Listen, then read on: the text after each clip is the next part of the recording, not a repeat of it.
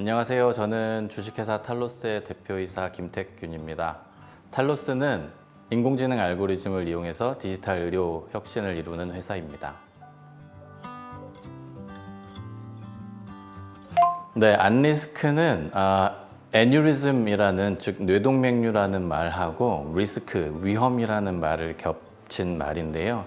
중의적인 의미가 있습니다. 뇌동맥류의 위험도를 측정하는 것과 동시에 우리말로는 그러니까 아니라는 뜻도 있기 때문에 위험하지 않게 만들어 드린다는 중의적인 의미가 있습니다. 저는 신경외과 의사로 뇌혈관 질환 환자들을 수술을 주로 했었는데요.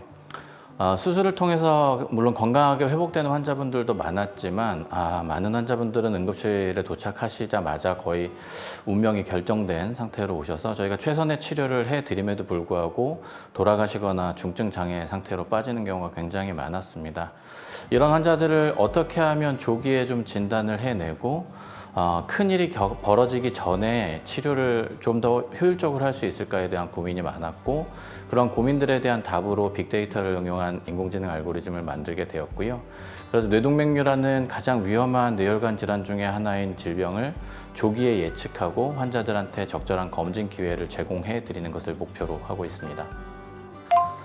네, 저희 제품은 5단계로 위험도를 예측을 해드립니다. 최저위험군, 저위험군, 중간위험군, 고위험군, 최고위험군인데요. 최고위험군은 저희가 실제로 실시한 임상시험 데이터에 의하면 전체 환자 중에 7%가 실제로 뇌동맥류를 가지고 있는 것으로 확인이 되었습니다.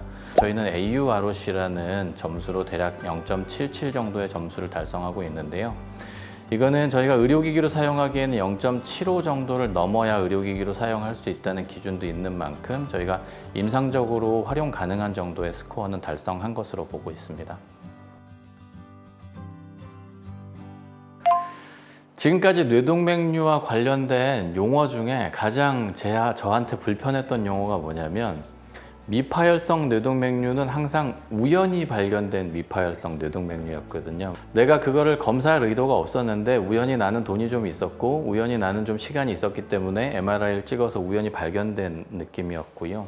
저희가 바꾸고 싶은 거는 의도하에 발견을 하고자 하는 겁니다. 그래서 그 데이터에 따라서 이 사람한테 그 검사가 필요한지 안 한지를 의료기관이라든지 국가 정부에서 결정을 해주는 시스템이 훨씬 더 합리적이라고 생각을 하고, 그렇게 했을 때 이런 검사 자원이라든지 의료 자원들을 조금 더 효율적으로 이용을 하면서 국민들의 건강 수준은 많이 끌어올릴 수 있으리라고 생각을 합니다.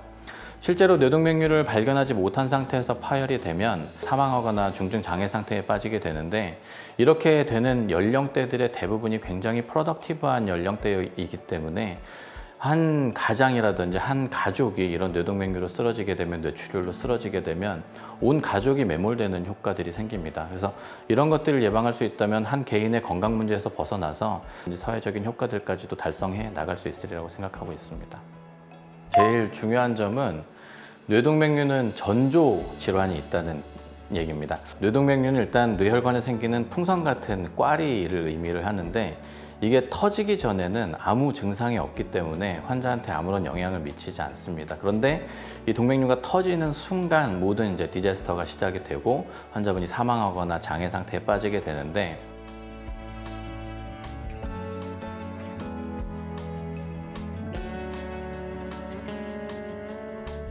이런 터지는 뇌출혈이 발생하는 이벤트 전에 적절한 검진을 통해서 미파열 상태의 뇌동맥류를 발견할 수만 있으면 이 동맥류를 완벽하게 치료할 수 있는 방법들이 있거든요. 노년기 세대 질환 중에 제일 중요한 것 중에 하나가 완치가 되는 병이 별로 없다는 점인데, 뇌동맥류는 이런 점에서 다른 질환들과의 차별점이 있었고, 그래서 우리는 예방에 있어서 이런 노력들을 기울여야 되는 중요성이 있다고 생각합니다.